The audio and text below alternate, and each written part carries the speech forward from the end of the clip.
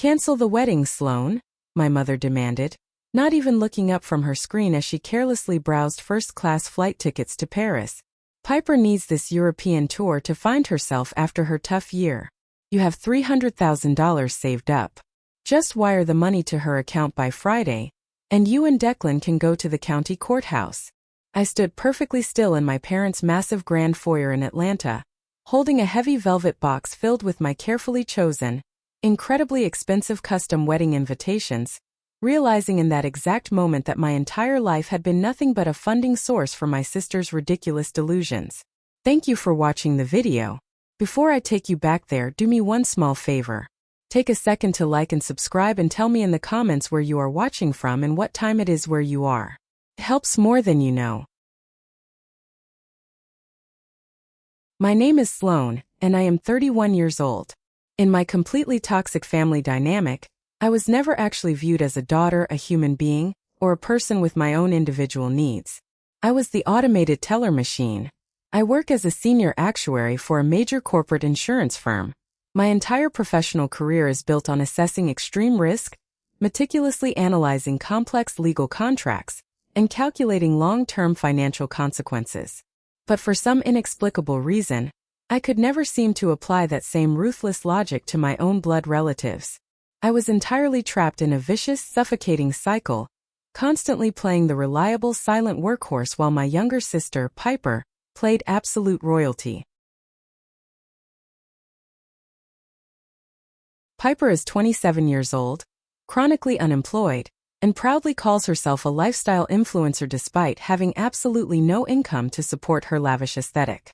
Her defining personality trait is an utterly staggering level of unchecked entitlement. When Piper turned 16 years old, my parents surprised her in the driveway with a brand new fully loaded sport utility vehicle wrapped in a giant red bow. When I turned 16 years old, they handed me a public transit bus pass and delivered a long, condescending lecture about the importance of building character through hardship.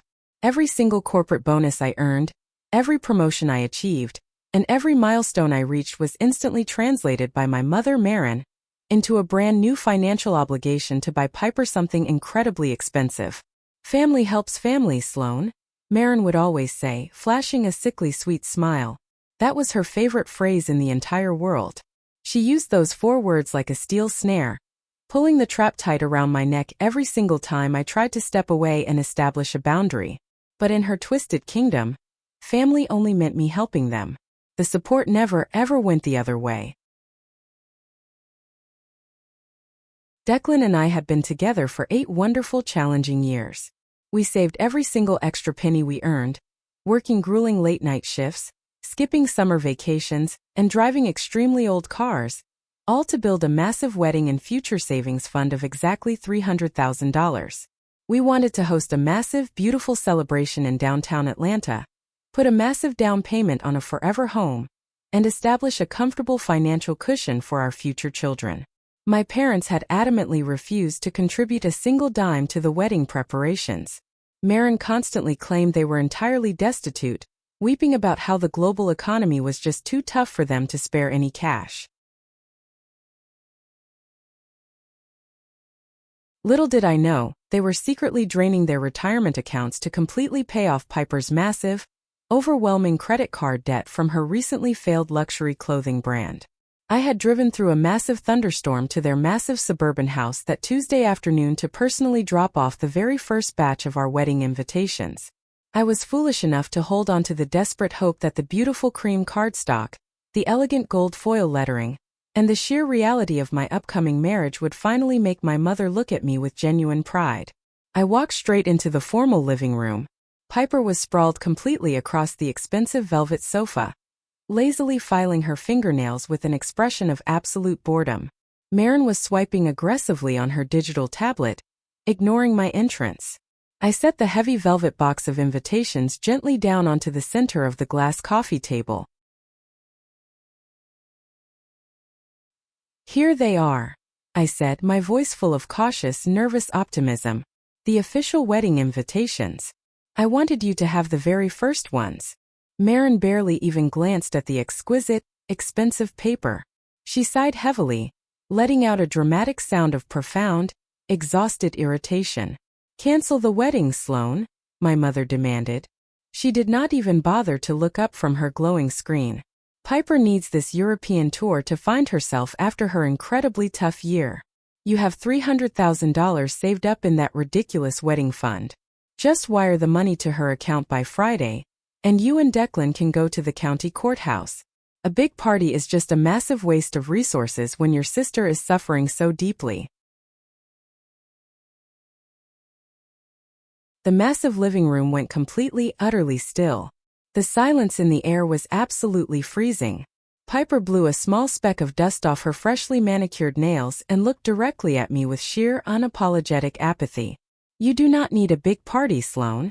You are not the center of attention type anyway. I need a lifeline right now. Just give me the money." I stood there on the expensive Persian rug and stared at the two of them. I felt all the oxygen completely drain out of my lungs. For 31 long, agonizing years, I had compromised, sacrificed, and bled myself entirely dry for these deeply selfish people. I had eagerly accepted the tiny, pathetic scraps of their conditional affection, while they greedily feasted on the fruits of my hard work.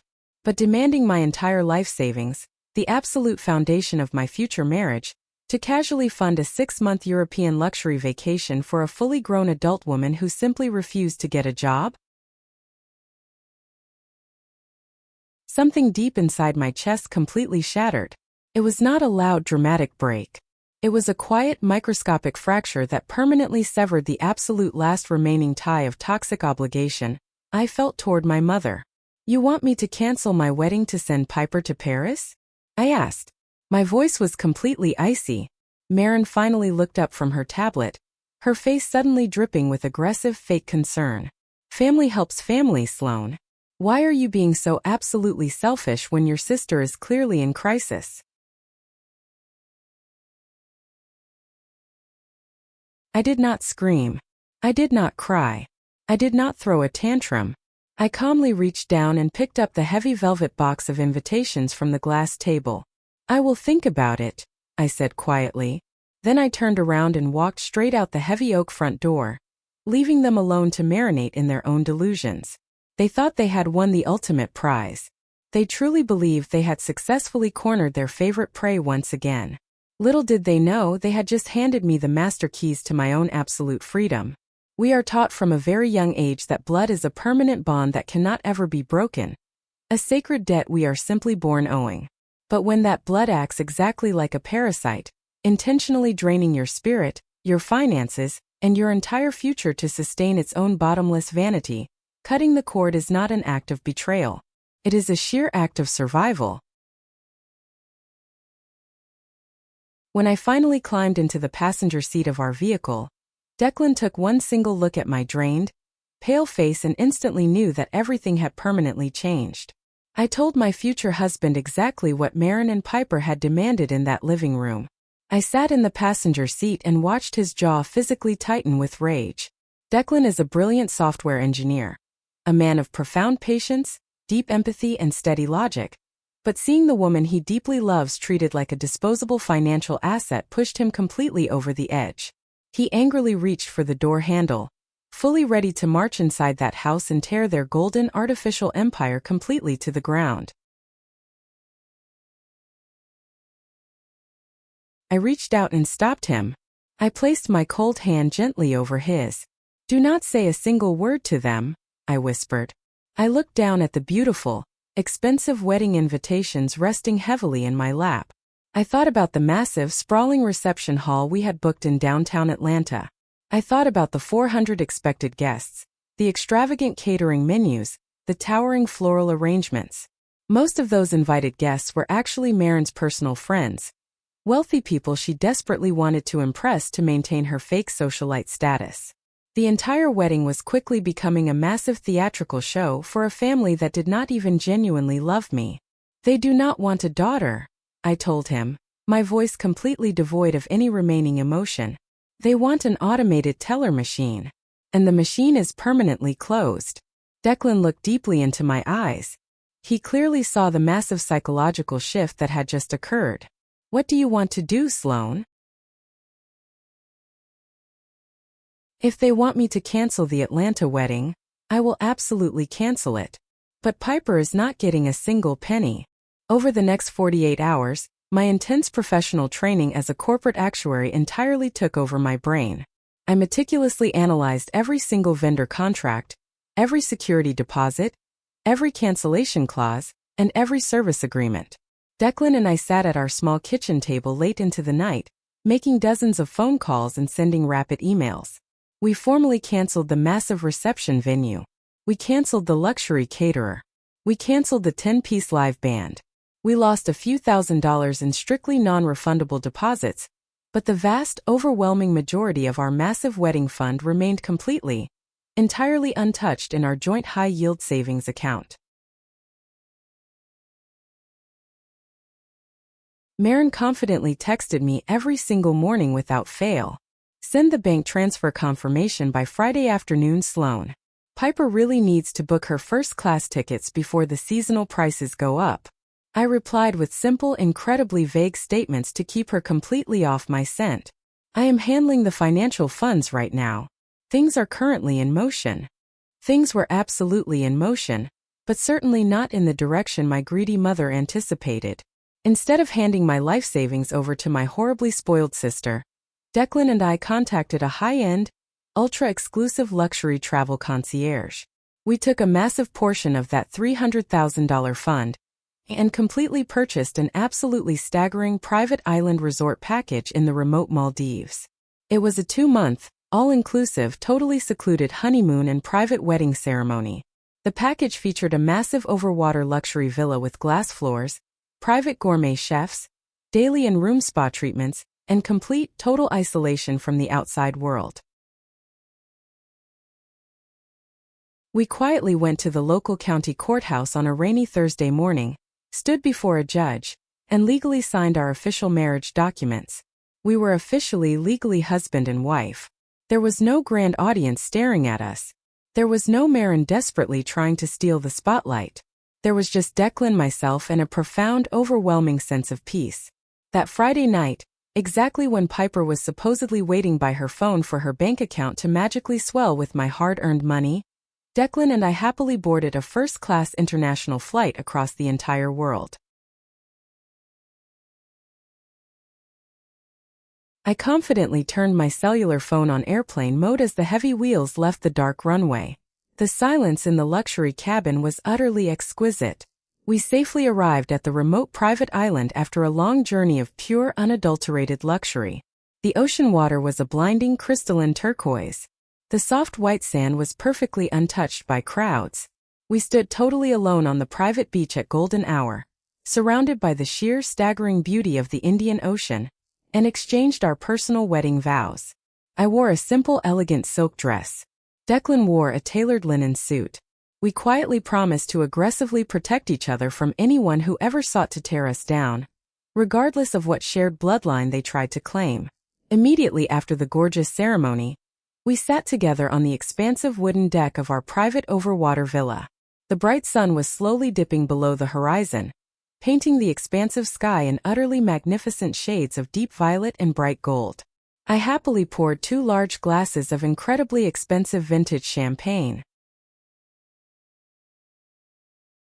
I connected my phone to the resort's private, highly secure wireless network. I finally opened my device. There were already dozens of angry text messages from Maren. She was clearly frantic, aggressively demanding to know exactly why the large sum of money had not cleared into Piper's bank account yet. Where is the money, Sloan? You are literally ruining your sister's life right now. Answer your phone.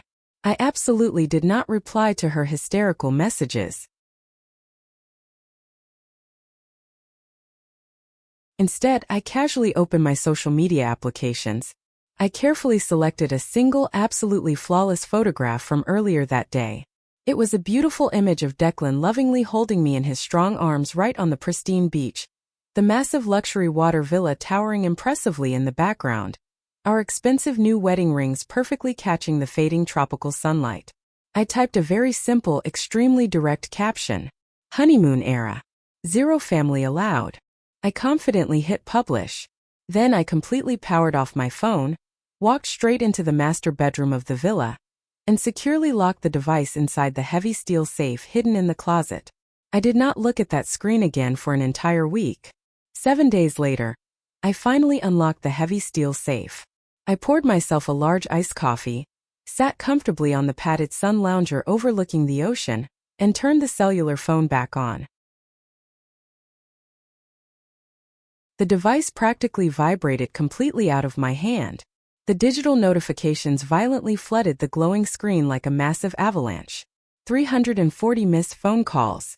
Over 500 frantic text messages. The fake loving mask had entirely slipped.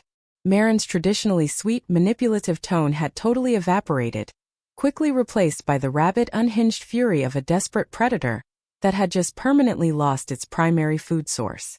"How could you possibly do this to us?" she screamed at the top of her lungs in a terrifying voicemail, her voice actively breaking with sheer, unadulterated hysteria. "You stole Piper's money. You took the entire family's money and wasted it on a stupid vacation. You are completely dead to me. Come back here and fix this financial mess right now." Piper had left several equally unhinged, screaming audio messages. The luxury travel agency had officially canceled her European tour because the strict payment deadline had permanently passed. She was completely stranded in Atlanta, utterly humiliated in front of her fake internet friends, throwing a massive destructive tantrum in my parents' house. "You are a selfish, evil monster," Piper wrote in a massive block of text. "That was my personal healing journey. You absolutely owe me that money." I read the frantic messages with absolute, freezing icy detachment. They actually, truly still believe the money legally belonged to them. Their blinding entitlement was an utterly staggering, incurable disease. I calmly decided to answer one single incoming phone call. It was Marin. "You disgusting thief!" she immediately shrieked the exact second the cellular line connected. "You absolute family disgrace. How dare you steal from your own suffering sister?" "It was my money, Mom," I said. My voice was entirely flat. "Earned by me. Saved by me. You aggressively asked me to cancel the wedding, so I did. Enjoy Atlanta." I immediately terminated the phone call before she could even take another breath. I blocked her phone number completely, realizing she had permanently lost all financial and emotional control over me. Marin desperately tried to violently control the public narrative. She quickly went onto a major social media platform and posted a massive, highly dramatic, tearful essay about how her horribly ungrateful eldest daughter had maliciously embezzled family funds, stolen her poor sister's travel money, and cowardly run away to a remote tropical island. She played the innocent, heartbroken victim absolutely flawlessly. For about 3 highly stressful hours, the extended family and local community members angrily flooded the comments section, aggressively calling me a terrible traitor, a spoiled brat, and a literal criminal. They did not realize I had meticulously kept every single digital receipt. I quietly took a clear screenshot of the exact text message Marin had sent me several weeks ago. The specific message where she clearly and undeniably stated, "Cancel the wedding. You have $300,000 saved up. Wire it to Piper." I posted the undeniable screenshot directly into the top of the comment section of her fake, weeping victim post. I added one single devastating sentence.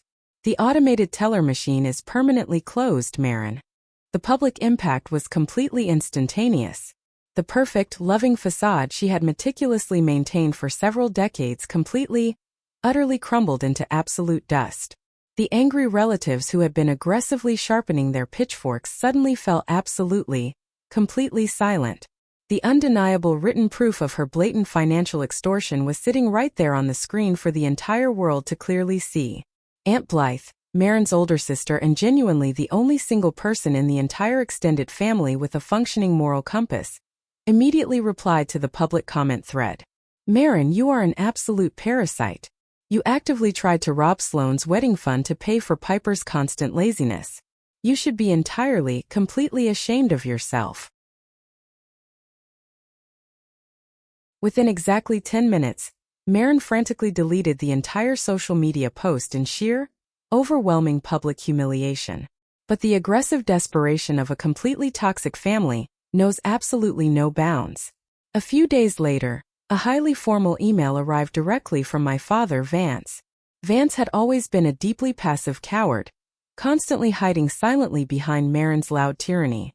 Now he was desperately trying to act like a powerful authority figure. The long email was entirely full of ridiculous legal threats. He aggressively claimed I had formally breached a verbal financial contract. He firmly stated he was actively speaking to a corporate attorney about formally suing me for severe emotional distress and extreme financial damages regarding Piper's suddenly canceled luxury trip. He aggressively threatened to formally remove me from the official family trust and completely write me out of his last will and testament entirely. It was a truly pathetic, laughable attempt at legal intimidation. As a senior corporate actuary, I deal directly with complex legal contracts, severe liability clauses, and strict federal compliance laws every single day of my life. I knew his angry threats were entirely baseless. I also knew for an absolute fact there was absolutely no family trust. They were currently drowning in massive consumer debt, just to keep up their fake wealthy appearances. I carefully drafted a highly formal, legally precise email response. I intentionally carbon copied my own retained legal counsel directly on the email chain. Vance, any further contact whatsoever from you, Marin or Piper will be immediately met with a formal, legally binding cease and desist order for ongoing harassment and attempted financial extortion. I never actually wanted your money. I only wanted your love. But since you clearly only operate with financial price tags, you can permanently count me out of your inventory. Do not ever contact me again. I firmly pressed send. I calmly closed my laptop computer. I sat back and listened to the soothing sound of the ocean waves crashing gently against the wooden pillars of our water villa. The heavy, incredibly suffocating chain that had been violently wrapped tightly around my chest for 31 long years entirely snapped. I breathed in the fresh salt air. I was absolutely free.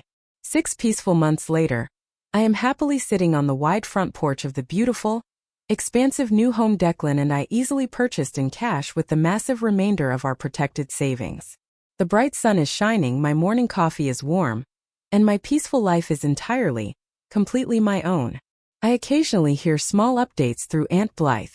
The harsh, undeniable reality of their severe financial ruin finally caught up with my highly manipulative parents.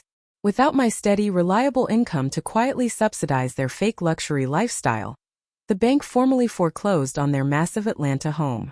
They were legally forced to completely downsize to a very small, cramped apartment in the distant suburbs. Piper is currently still unemployed, constantly complaining on the internet, completely incapable of surviving in the real world without a generous host to feed on.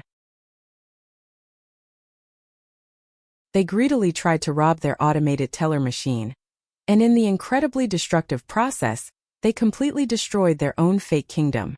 I successfully built a beautiful life of profound, untouchable peace, surrounded daily by people who genuinely respect my firm boundaries and truly love me for exactly who I am, not for what expensive items I can blindly purchase for them. I claimed the absolute ultimate victory. I finally achieved a level of deep happiness and absolute serenity that absolutely none of their toxic manipulation or fake social prestige could ever possibly buy.